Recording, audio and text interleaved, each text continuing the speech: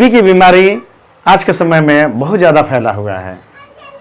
मैं ललन जी प्रसाद इस टीबी बीमारी के बारे में कुछ महत्वपूर्ण और ज़रूरी जानकारी मैं देने जा रहा हूं।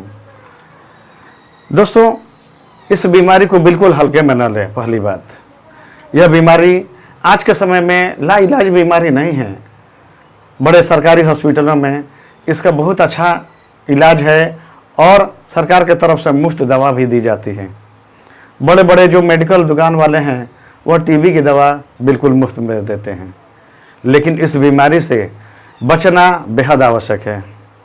आज का ये जो वातावरण चल रहा है और ख़ास तौर से जून जुलाई के महीने में, यह एक वायरल मतलब बैक्टीरियल इन्फेक्शन है।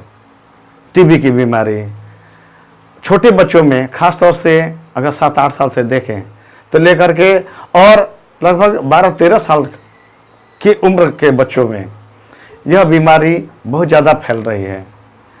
यह बीमारी शरीर के किसी भी अंग में हो सकती है, गले में, सीने में या शरीर के किसी भी अंग में। पहले ऐसा होता था कि टीबी की बीमारी मुख्य रूप से सांस की बीमारी होती थी, सीने की बीमारी मानी जाती थी। लेकिन वर्तमान में ऐसा नहीं है।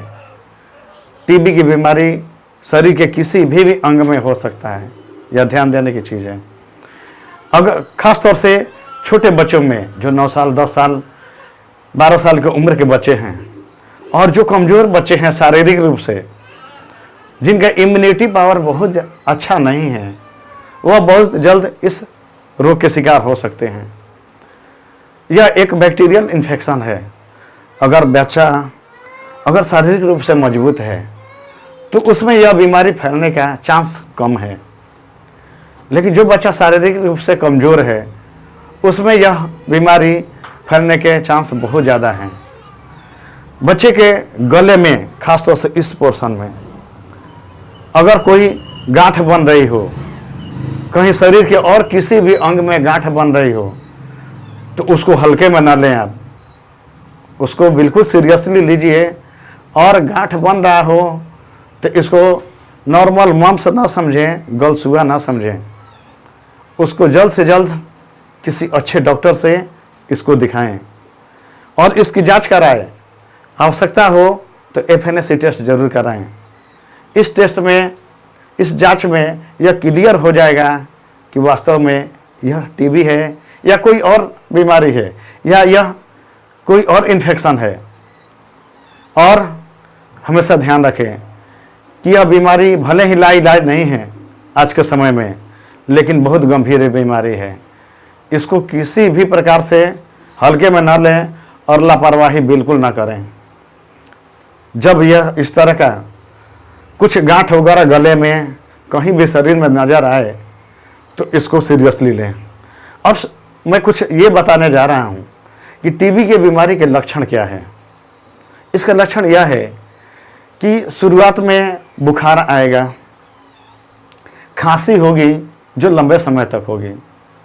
सिरप खांसी के पीने के बाद भी अगर खांसी ठीक ना हो रहा हो तो इसको तुरंत का तुरंत डॉक्टर से पास जाएं और उसकी जो आवश्यक जांच है वो ज़रूर कराएं, क्योंकि जांच कराने के बाद ही यह क्लियर होगा कि यह नॉर्मल खांसी है या यह नॉर्मल गांठ है या बैक्टीरियल इन्फेक्शन है, टीबी है।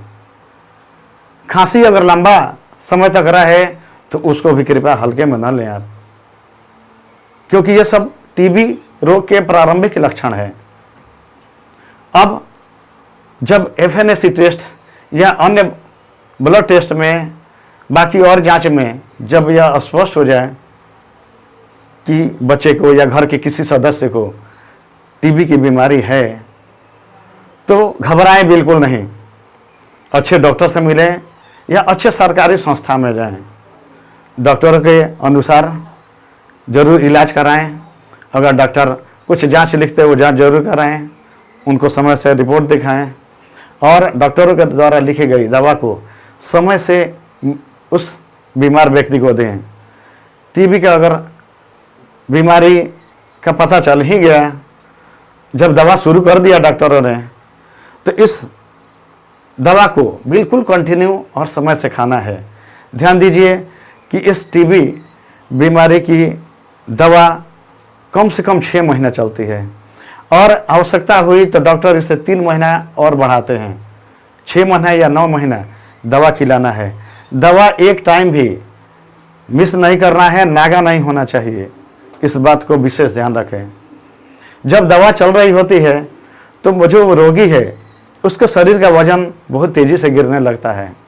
तो रोगी के खाने पीने की बहुत अच्छी व्यवस्था करें। बहुत अच्छी व्यवस्था मतलब जूस, फल खाना और ख़ास तौर से मांस वगैरह भी दें।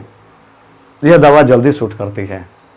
तो इस तरह से आप सभी मित्रों से मैं यही कहना चाहूँगा कि इस बीमारी को लेकर सतर्क रहें, सावधान रहें और कोई भी ऐसा लक्षण नज़र आए तो डॉक्टर से अवश्य मिलें। मैंने इस बीमारी पर एक छोटी सी जानकारी देने का प्रयास किया।